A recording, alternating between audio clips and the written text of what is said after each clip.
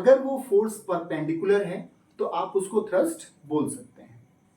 तो अगर हम थ्रस्ट को डिफाइन करें तो थ्रस्ट है, आप नाइफ ले लो, उस नाइफ से अगर वो बहुत शार्प है, आप किसी ऑब्जेक्ट को कट करके देखो, आपको ये फील होगा कि आपको बहुत, हेलो बच्चों, कैसे हैं आप सब? होप आप स्वस्थ होंगे।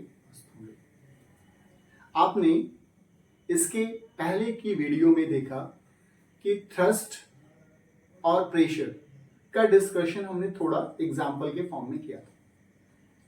टॉपिक हमने चूज किया था फ्लोटेशन। आपके इस टॉपिक में हमने बोला था कि ये हाइड्रोस्टैटिक्स का पार्ट है। हाइड्रोस्टैटिक्स को भी हमने डिफाइन कर लिया है। हमने फ्लोटेशन के बारे में भी थोड़ा बहुत जान लिया है। उसमें एक टर्म था इक्विलिब्रियम, हमने उसको भी डिफाइन किया, आपने इसके बारे में भी सीख लिया है। आज के इस क्लास में हमें ये सीखना है कि थ्रस्ट और प्रेशर क्या है। क्लास 8 फोर्स सभी ने पढ़ा है। फोर्स के बारे में ऑलमोस्ट आप सारी चीजें जानते हो। नॉर्मली क्लास 8 में हमें ये पढ़ाया जाता है कि फोर्स जो है वो पुश और पुल को बोलते हैं, ठीक है। आज के इस क्लास में हम लोगों को ये जानना है कि थ्रस्ट किस तरह से प्रेशर से थोड़ा डिफरेंट है। थ्रस्ट जिसको हम बोलते हैं कि कोई भी एक फोर्स जो परपेंडिकुलर बॉडी पे अप्लाई होती है उसको हम थ्रस्ट बोलते हैं, ठीक है। जैसे हम एक एग्जांपल ले लेते हैं। हमने एक ब्रिक चूज किया, हमने एक ब्रिक लिया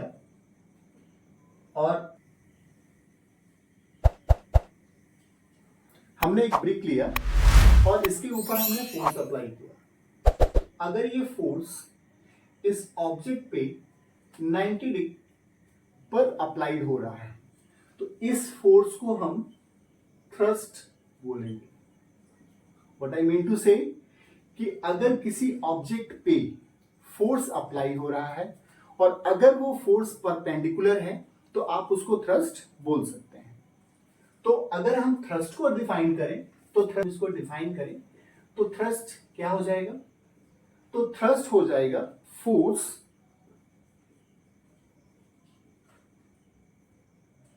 acting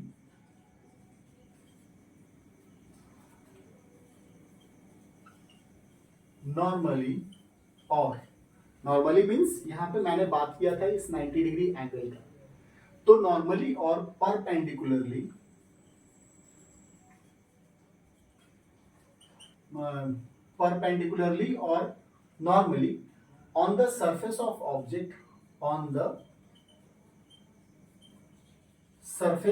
object, is known as thrust, ठीक है। देखो अब मैं डेफिनेशन, इस फिगर से हमें क्या पता चल रहा है? इस फिगर में इस ब्रिक के ऊपर, ठीक है, एक परपेंडिकुलर फोर्स अप्लाई हो रहा है।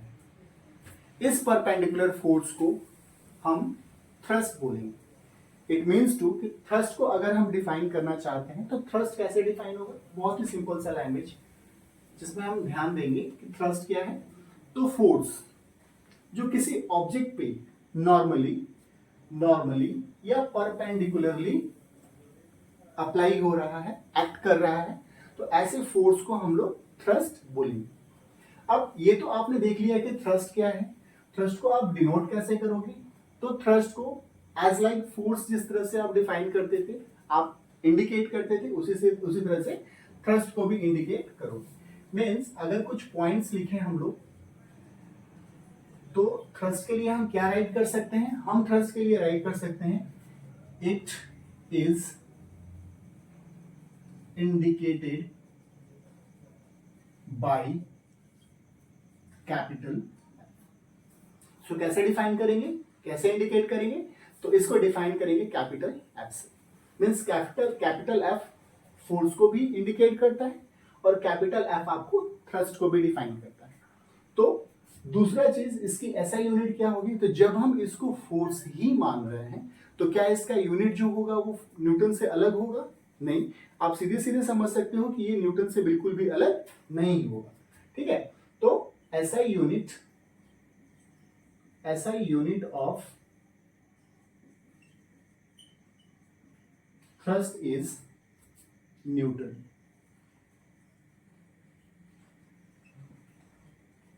जिसको आप कैपिटल N से इंडिकेट करते हो। और थर्ड पॉइंट आप याद कर सकते हो, आप याद करो कि 1 न्यूटन इज इक्वल्स टू, हमने क्या पढ़ा हुआ है, तो हमने पढ़ा हुआ है 1 kg मीटर पर सेकंड स्क्वायर। ठीक है, तो इतना आप ध्यान में रखना कि न्यूटन का, हम 1 न्यूटन को किससे कंपेयर करते हैं, तो 1 kg मीटर पर सेकंड स्क्वायर से इसको इंडिकेट करते हैं। फोर्थ पॉइंट आप नोट में यहां पे इंडिकेट कर सकते हो, देखो फोर्स एक वेक्टर क्वांटिटी है और फोर्स को हम एज इट इज इक्वल मान रहे हैं थ्रस्ट के।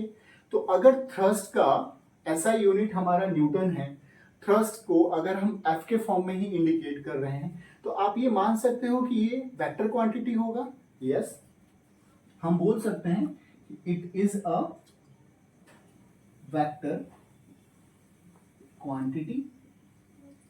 और अगर ये वेक्टर क्वांटिटी हुआ तो क्या होना चाहिए, तो इसके पास वेक्टर क्वांटिटी कहने से बहुत सारी रिक्वायरमेंट हमारी फुलफिल होती है। पहला, तो हम अगर किसी भी क्वांटिटी को, किसी भी फिजिकल क्वांटिटी को वेक्टर क्वांटिटी बोलते हैं, तो उसमें एक चीज तो डायरेक्शन इन्वॉल्व हो गई, मैग्नीट्यूड, क्योंकि ये तो वेक्टर का ही डेफिनेशन होता है कि अगर किसी ऑब्जेक्ट, अगर किसी फिजिकल क्वांटिटी में डायरेक्शन है और उसके साथ साथ उसकी मैग्नीट्यूड भी है, तो फिर वो क्या होता है, फिर वो वेक्टर क्वांटिटी हो जाता है। और अगर कोई क्वांटिटी वेक्टर हो जाती है, इसका मतलब ये है कि वो नेगेटिव भी हो सकती है, वो जीरो भी हो सकती है और वो पॉजिटिव भी हो सकती है। तो हम यहाँ पे फिफ्थ पॉइंट इंडिकेट करेंगे कि जो हमारी ये क्वांटिटी है, इट कैन बी पॉजिटिव, ये पॉजिटिव हो सकती है, ये नेगेटिव हो सकती है और ये जीरो भी हो सकती है। तो हमने अभी आपके कुछ पॉइंट्स इसमें इंडिकेट किए हैं, आप ध्यान में रखोगे। इस तरह से हमने देखा कि कुछ पॉइंट्स हमें इस थ्रस्ट के लिए याद रखना है। वो क्या, कि सबसे पहली चीज है कि थ्रस्ट को हम इंडिकेट करते हैं फोर्स, जैसे फोर्स को F से, कैपिटल F से इंडिकेट करते हैं, तो थ्रस्ट को भी हम कैपिटल F से ही इंडिकेट करते हैं। पहला यहाँ पॉइंट ध्यान में रखोगे। दूसरा पॉइंट, इसकी SI यूनिट जो होती है वो फोर्स की तरह ही न्यूटन होती है, इसको हम न्यूटन में इंडिकेट करते हैं। तो भाई 1 न्यूटन कैलकुलेशन करेंगे तो ये तो ऑनर है ना, किसके लिए, न्यूटन साहब के लिए, कि हमने उनके एक्सपेरिमेंट्स को, हमने उनके जो फोर्स उन्होंने डिफाइन किया उसके अकॉर्डिंग उन्होंने उनके नाम के ऑनर में, हमने उनके ऑनर में हमने उसको न्यूटन कर दिया। लेकिन भाई न्यूटन होता क्या है, तो एग्जैक्टली न्यूटन 1 kg मीटर पर सेकंड स्क्वायर होता है। तो ये आपको ध्यान में रखना है। कैलकुलेशन जब भी थ्रस्ट का करेंगे वो kg मीटर पर सेकंड स्क्वायर में ही आपको करना होगा, इसको आपको ध्यान में रखना है। अब देखिए फोर्स, इसको डायरेक्शन चाहिए, फोर्स इसको मैग्नीट्यूड चाहिए। तो अगर किसी भी फिजिकल क्वांटिटी में मैग्नीट्यूड और डायरेक्शन दोनों साथ में होता है तो उसको हम क्या बोलते हैं, तो उसको हम लोग वेक्टर क्वांटिटी बोलते हैं, है ना। तो ये वेक्टर क्वांटिटी होगा। और इसके साथ साथ अगर कोई भी क्वांटिटी वेक्टर हो जाती है तो ये उसकी पॉजिटिव थिंग है, उसके साथ कुछ पॉइंट्स ऐड हो जाते हैं। वो क्या, कि ये पॉजिटिव हो सकता है, ये नेगेटिव हो सकता है और ये जीरो भी हो सकता है। तो अगर हम थ्रस्ट को इंडिकेट कर रहे हैं कि ये सारी पॉइंट्स हमारी है, तो थ्रस्ट के लिए इतनी सारी चीजें तो हमें याद रखनी ही पड़ेगी। चलते हैं अब नेक्स्ट टॉपिक। अगर थ्रस्ट हम लोगों ने क्लियर कर लिया तो हम प्रेशर पे चलते हैं। प्रेशर ये पूरी तरह से डिपेंडेंट है थ्रस्ट पे। अगर प्रेशर की बात करेंगे तो प्रेशर किस तरह से थ्रस्ट पे डिपेंडेंट है। तो अभी हम लोगों ने थ्रस्ट कंप्लीट किया। थ्रस्ट हमारा परपेंडिकुलर फोर्स है जो किसी ऑब्जेक्ट के ऊपर अप्लाई होता है। अब थ्रस्ट के अकॉर्डिंग हमें प्रेशर को देखना है, प्रेशर हम लोग को डिफाइन करना है। तो सबसे पहले तो हम लोग प्रेशर को डिफाइन करते हैं कि प्रेशर, सबसे पहले तो हम प्रेशर को डिफाइन करते हैं कि प्रेशर है क्या। तो ऑलमोस्ट प्रेशर के बारे में भी क्लास 8 में थोड़ा बहुत हमें पढ़ना है, यहाँ थोड़ा ज्यादा पढ़ना है। इसकी एप्लीकेशन वगैरह जो है वो क्लास 8 के एप्लीकेशन की तरह ही है, ज्यादा कुछ इसमें बहुत चेंजेस नहीं है। लेकिन जो भी यहाँ पे जो हमें पढ़ना है वो हाइड्रोस्टैटिक्स के कंसर्न में पढ़ना है। इसका मतलब कि हम थोड़ा बहुत ध्यान रखेंगे कि जब हम इसको कंटिन्यू करते हुए जाएंगे तो टाइप्स ऑफ प्रेशर में हम लोगों ने 3 तरह के प्रेशर्स को वहां पे फील करना है। प्रेशर एक ऑब्जेक्ट जो सॉलिड है उसके द्वारा फील करना है। दूसरा प्रेशर हम लोगों को फील करना है फ्लूइड फ्रिक्शन, जो फ्लूइड फ्रिक्शन जाके 2 पार्ट्स में डिफाइन हो जाता है। पहला जो होता है वो उसको बोलते हैं लिक्विड प्रेशर, और दूसरा वो प्रेशर जो हमारे एयर के साथ अप्लाइड होता है। तो बहुत सारे एप्लीकेशंस प्रेशर के साथ जुड़े हुए हैं। आपके एनसीईआरटी बुक में एग्जांपल्स बहुत सारे हैं, आप चाहो तो उसको पढ़ सकते हो, बहुत सारे एग्जांपल्स हैं। हम लोग भी इस क्लास में प्रेशर के लिए बहुत सारे एग्जांपल्स को ऐसे डिफाइन करने वाले हैं, हम लोग डिस्कस करेंगे। तो सबसे पहले तो हम प्रेशर को डिफाइन करते हैं कि प्रेशर है क्या। तो अभी आपने पढ़ा है थ्रस्ट, तो हम बोलेंगे द थ्रस्ट एक्टिंग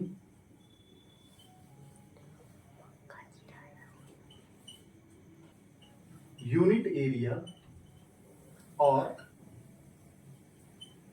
पर unit area is known as pressure, उसे हम प्रेशर बोलेंगे। मीन्स अगर कोई थ्रस्ट किसी यूनिट एरिया पे अप्लाई हो रहा है तो हम उसको क्या बोलेंगे, उसको हम प्रेशर बोलेंगे। ठीक है। अब एग्जाम्पल में एक आप ऐसे ले सकते हो, यूनिट एरिया क्या है। जैसे हमारे पास एक ऑब्जेक्ट है, ये बॉल है, और इस बॉल पे ये जो बॉल आपको दिख रही है, जो गेंद आपको दिख रही है, इसके ऊपर में अगर इसके ऊपर में यहां पे अगर प्रेशर अप्लाई हो रहा है, यहां पे अगर 90 डिग्री एंगल पे आपका फोर्स अप्लाई हो रहा है डाउनवर्ड, तो इस यूनिट एरिया को, इस यूनिट एरिया को कि ऊपर में जो प्रेशर अप्लाई हो रहा है, इन दोनों के ही पार्ट को हम लोग प्रेशर बोलते हैं। तो अगर हम थोड़ा और इसमें क्लियर करें तो प्रेशर क्या होना चाहिए, तो भाई प्रेशर होना चाहिए हमारा फोर्स, दैट इज थ्रस्ट।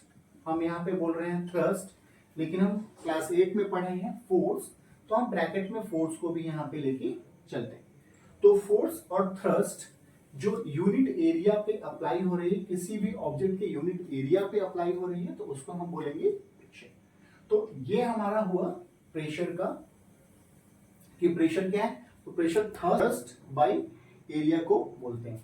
तो प्रेशर को इंडिकेट कैसे करेंगे, तो इट इज इंडिकेटेड बाय, अगर हम कुछ नोट्स इसमें डालें तो सबसे पहला नोट्स आएगा कि pressure is indicated by pressure is indicated by P। तो P से हम इसको इंडिकेट करने जा रहे हैं। ठीक है। और थ्रस्ट को हम पहले ही डिफाइन कर चुके हैं कि थ्रस्ट को कैसे इंडिकेट करना है, तो थ्रस्ट को इंडिकेट करना है F से। तो हमने लिख दिया फोर्स F, और यहाँ एरिया अगर किसी की बात होती है तो हम कैपिटल ए से इंडिकेट करते हैं। चलिए इसको हम एक बॉक्स में लॉक कर देते हैं। ये हमारा होगा प्रेशर का फॉर्मूला। अगर हमें प्रेशर कैलकुलेट करना होगा तो हम इसी फॉर्मूले को यूज करके प्रेशर कैलकुलेट कर सकते हैं। हाँ, यहाँ एरिया के लिए कुछ फिगर्स आपको ध्यान में रखना होगा। कुछ फिगर्स लाइक स्फीयर, इसके एरिया के बारे में बात हो सकती है। कुछ figure like rectangle, like square, हम उसके सरफेस के बारे में बात कर रहे हैं, जिसके ऊपर में परपेंडिकुलर आपका जो परपेंडिकुलर फोर्स लग रहा है, तो वहां की बातें होंगी। ठीक है। तो अगर अभी हम ये ध्यान में रखें कि हमारा प्रेशर जो है वो थ्रस्ट से रिलेटेड है, तो हम इसको ऐसे अंडरस्टैंड कर सकते हैं। देखिए एक छोटी सी एग्जांपल है, इस एग्जांपल से समझते हैं कि एक एरिया किस तरह से हमारे प्रेशर को इंक्रीज और डिक्रीज कर सकता है। तो इसके लिए हमें करना होगा एक छोटा सा फिगर ड्रॉ, और उस फिगर से फिर समझना है किस तरह से एक प्रेशर जो होता है वो हमारे फिगर के अकॉर्डिंग चेंज होता है, कैसे एरिया हमारे फिगर के अकॉर्डिंग चेंज होता है। क्या ऐसा कंडीशन है जिससे कि किसी ऑब्जेक्ट के प्रेशर को हम लोग इंक्रीज कर सकते हैं और किसी भी ऑब्जेक्ट के प्रेशर को हम लोग डिक्रीज कर सकते हैं। तो यहाँ पे हमने एक देख लिया जो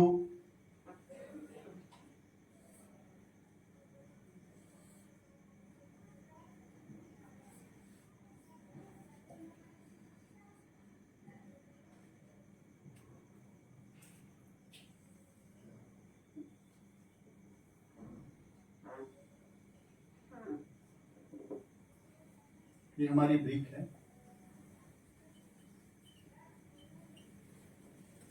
जिसमें इसका 40 मीटर है और ये जो इसकी लेंथ दिख रही है वो 10 मीटर की दिख रही है और ये जो इसका लेंथ दिख रहा है, ठीक है, एक ब्रिक जिसको इस कंडीशन में हमने रखा हुआ है। फिर इसी ब्रिक को अगर हम इस डायरेक्शन में यहां पे रख देते हैं,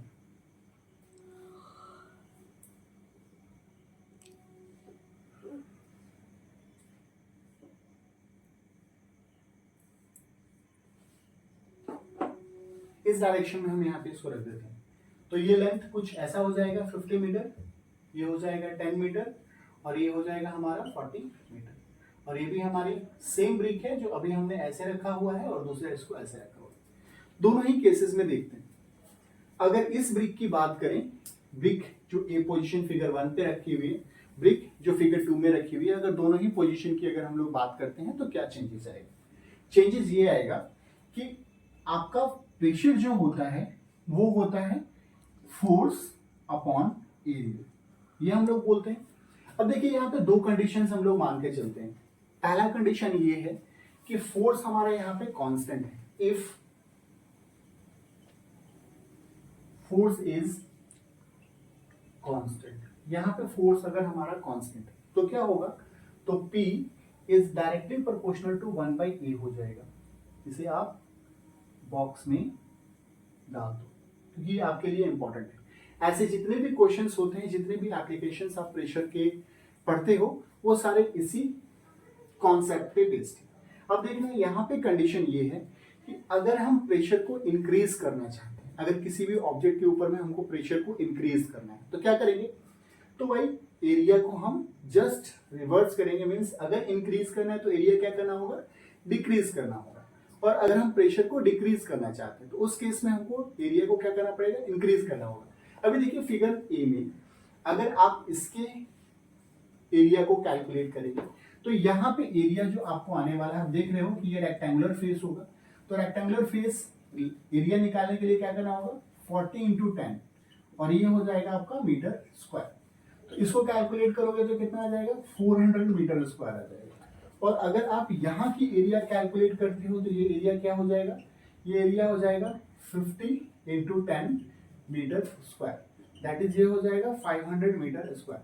अब दोनों ही केसेस में अगर आप प्रेशर को अंडरस्टैंड करोगे तो प्रेशर किस जगह पे आपको ज्यादा होगा, किस ऑब्जेक्ट पे प्रेशर ज्यादा लगेगा, तो प्रेशर ज्यादा लगेगा किसमें, जहां पे एरिया आपकी कम होगी। तो एरिया आपकी कम कहाँ है, आप देख सकते हैं एरिया आपकी कम कहाँ है, तो आपकी एरिया जो फिगर 1 में दी हुई है ये आपकी कम है, छोटी है, 400 इज लेस देन 500। तो आप देखिए यहाँ पे एरिया हमारा ज्यादा है, तो यहाँ पे फोर्स जो होगा वो स्मॉलर होगा इन कंपैरिजन टू 400। क्यों, क्योंकि यहाँ एरिया जो है वो जिसकी ज्यादा होगी तो उस केस में आपका प्रेशर जो होगा वो कम होगा, और जिस जगह पर एरिया कम होगा वहां पे प्रेशर ज्यादा होगा। यही इसकी कंडीशन है, ध्यान में रखना है। अब देखिए एप्लीकेशंस में हम लोग बहुत सारे एप्लीकेशंस को, आइए अब हम लोग प्रेशर के कुछ ऐसे एग्जांपल्स देखते हैं जो हमारे डेली लाइफ से कनेक्टेड है। सबसे पहला एग्जांपल, आप किचन में विजिट करते हो, आप किचन में जाते हो। किचन एक ऐसे प्लेस है जहां पे आपको इजीली नाइफ मिल जाएगा, नाइफ, चाकू की बात कर रहा हूं मैं, आपके खेलने की चीज नहीं होती है। नाइफ का मेन काम होता है किसी ऑब्जेक्ट को कट करना। सही सोच रहे हो, मैं यहाँ पे एग्जांपल आपके कट करने के ही सेंस में देने वाला हूँ।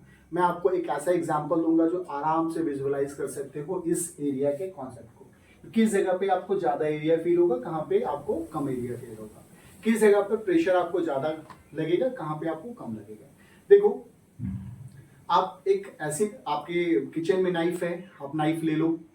उस नाइफ से अगर वो बहुत शार्प है, आप किसी ऑब्जेक्ट को कट करके देखो, आपको ये फील होगा कि आपको बहुत बहुत लेस अमाउंट में वहां पे फोर्स अप्लाई करना पड़ता होगा। क्यों, क्योंकि आपका जो नाइफ है उसका जो एज होगा वो काफी शार्प है, दैट मीन्स उसकी एरिया बहुत ही लेस होगी, बहुत कम होगी।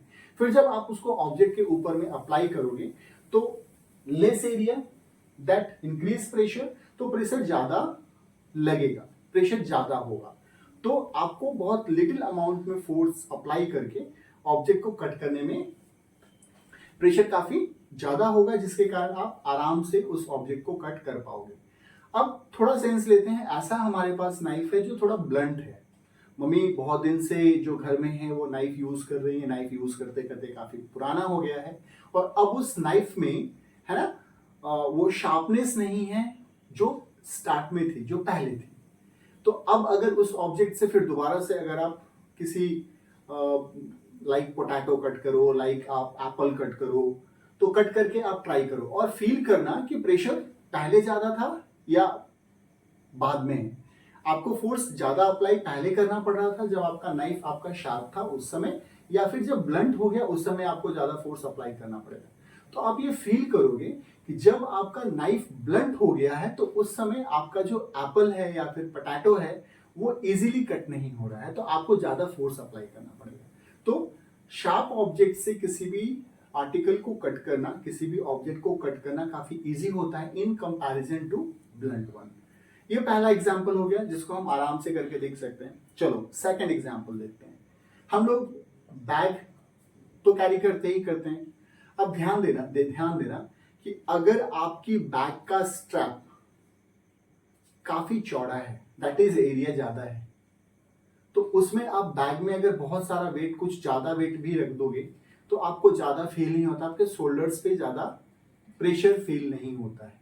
लेकिन अगर आप उसके कंपैरिजन में कोई ऐसा स्ट्रैप यूज, कुछ ऐसा बैग यूज कर रहे हो जिसका स्ट्रैप जो है वो काफी पतला है, तो उस केस में आपको प्रेशर ज्यादा फील होगा। दैट इज द रीजन कि आप जिस समय उसको स्ट्रैप जब आपका चौड़ा था, दैट मीन्स एरिया उसकी ज्यादा होगी। जब एरिया ज्यादा होगी तो प्रेशर आपका कम होगा, तो वहां पे आप थोड़ा ज्यादा वेट भी रख के चलोगे तो आपको ज्यादा फील नहीं होने वाला है।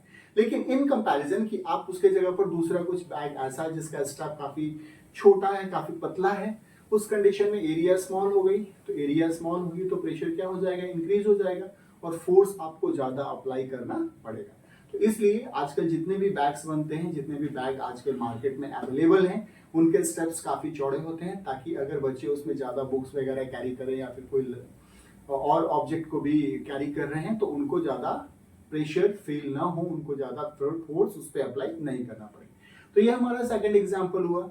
आप थर्ड एग्जांपल देख सकते हो। अगर आपके घर के आसपास कहीं कंस्ट्रक्शन वर्क चल रहा हो, या आपके पास टाइम में कोई आपके घर में ही कंस्ट्रक्शन वर्क हुआ हो, तो आप देखना ये जो ब्रिक्स है आपको इस हॉरिजॉन्टल पोजीशन में एक दूसरे के ऊपर में रखे जाते हैं। क्यों? क्योंकि एरिया ज्यादा हो। तो अगर एरिया ज्यादा होगा तो दीवार बनेगी, उसका स्ट्रेंथ काफी ज्यादा होगा, वो काफी दिन तक स्टे करेंगी, काफी दिन तक वो आपको लॉन्ग लास्ट करेंगी।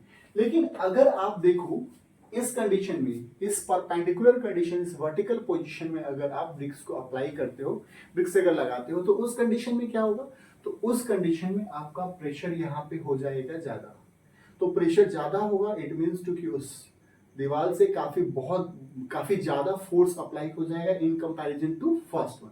तो इसलिए जो ईंटें होती हैं उनको हमेशा हॉरिजॉन्टल पोजीशन में एक दूसरे के ऊपर में रखा जाता है, ताकि प्रेशर दीवार के ऊपर कम हो, और उसको परपेंडिकुलर फॉर्म में मीन्स वर्टिकल फॉर्म में नहीं रखा जाता है, क्योंकि प्रेशर ज्यादा न हो। क्योंकि उसके ऊपर ईंटों के ऊपर ईंटे रखते हुए हम उसको ऊपर की तरफ लेके जाते हैं, फिर उसके ऊपर छत ले डाउन करते हैं, तो कहीं ना कहीं अगर प्रेशर ज्यादा होगा तो हमारा स्ट्रेंथ जो होगा वो कम होगा। तो ये सब कुछ एग्जांपल्स है जो इस प्रेशर से रिलेटेड है। देखिए, प्रेशर में एक चीज हमेशा ध्यान में रखना है कि प्रेशर जो होता है वो इनवर्सली प्रोपोर्शनल टू 1/एरिया होता है। तो इस तरह का जब भी एप्लीकेबल आपको एप्लीकेशंस मिलेगा तो उस एप्लीकेशंस में इस पोर्शन पे आप जरूर ध्यान देना और क्वेश्चंस को आंसर्स करना। बुक्स में बहुत सारे रेफर्ड एग्जांपल्स होते हैं, बहुत सारे बुक्स में, खासकर एनसीईआरटी में बहुत सारे एग्जांपल्स रेफरेंस फॉर्म में दी हुई रहती है। आपको करना क्या है, आप जब इस टॉपिक को यहाँ से रीड कर लो तो 3 एग्जांपल्स तो मैंने आपको यहाँ पे एक्सप्लेन, 3 और 4 एग्जांपल्स तो मैंने यहाँ पे एक्सप्लेन कर ही दिया है। आप फिर क्या करना, आप जब एनसीईआरटी बुक को ले लो, एनसीईआरटी बुक से आप एग्जांपल्स को रीड करो, तो आपको और भी बहुत सारे ऐसे एग्जांपल्स मिलेंगे जो इस टॉपिक के साथ टैग होते हैं। ठीक है,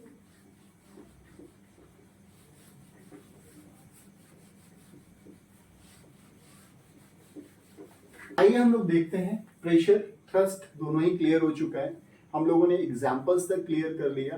हम लोगों के पास जो कंडीशंस है कि प्रेशर कब हमारा इंक्रीज होगा, कब हमारा डिक्रीज होगा, क्या करने से इंक्रीज होगा, क्या करने से हमारा प्रेशर डिक्रीज होगा। तो प्रेशर को भाई मेजर भी करना पड़ेगा ना, बिल्कुल करना पड़ेगा। आप सही सोच रहे हो कि सर अभी कराने के वाले हैं, तो इसके बाद का टॉपिक जो होगा आप बिल्कुल सही समझ रहे हो कि मैं आपको ऐसा यूनिट की तरफ लेके जाने वाला हूँ।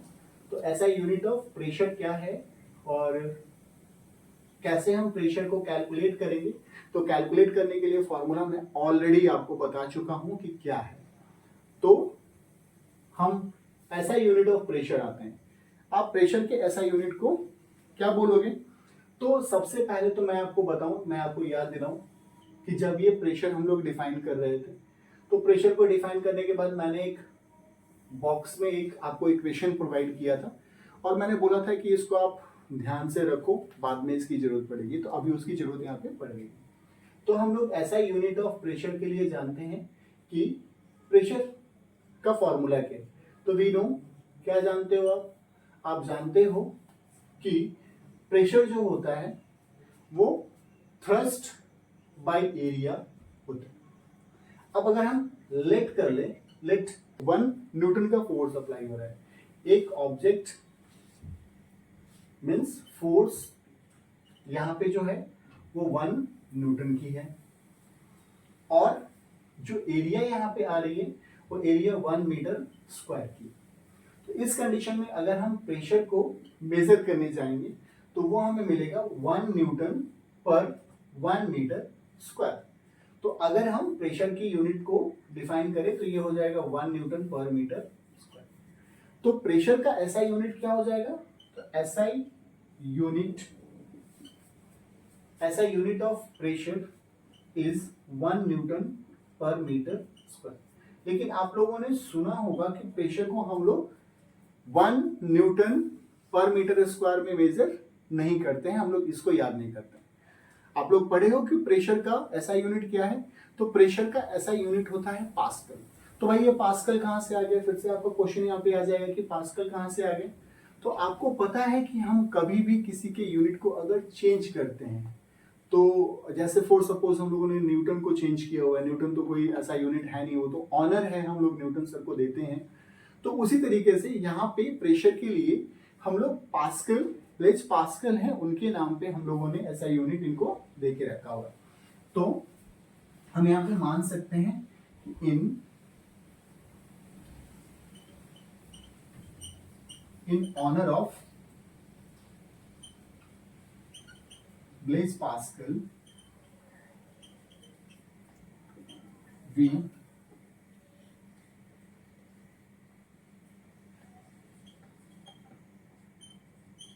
define 1 Newton per meter square as 1 Pascal।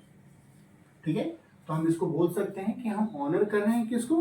तो in honour of Blaise Pascal हम लोग 1 न्यूटन पर मीटर स्क्वायर को हम 1 पास्कल बोलते हैं। तो हम यहाँ पे बोल सकते हैं कि ऐसा यूनिट ऑफ जो प्रेशर होगा वो हो जाएगा 1 पास्कल। और 1 पास्कल को इंडिकेट करने के लिए हम लोग क्या करते हैं? इसको हम इंडिकेट करते हैं पीए से, मीन्स 1 पास्कल 1 पीए होता है। तो पीए मीन्स 1 पास्कल, पास्कल को हम लोग शॉर्ट फॉर्म में पीए नोट डाउन करते हैं। तो यहाँ पे ऐसा यूनिट ऑफ हमारा पास्कल भी हो गया। अगर हम 1 पास्कल को डिफाइन करें तो ये कैसे होगा? तो हम बोल सकते हैं कि 1 Pascal is defined as when an object having the area of 1 meter square is 1 Newton force, then it is called 1 Pascal। तो आपने आज के इस क्लास में ये सीखा कि थ्रस्ट क्या है, प्रेशर क्या है, और थ्रस्ट और प्रेशर कैसे हमारे लिए इंपॉर्टेंट है। हम जब मैथमेटिकल कैलकुलेशन करेंगे, मीन्स इसके नेक्स्ट क्लास में हम लोग कुछ प्रेशर के हम लोग ऑलमोस्ट कुछ न्यूमेरिकल सॉल्व करके देखने वाले हैं।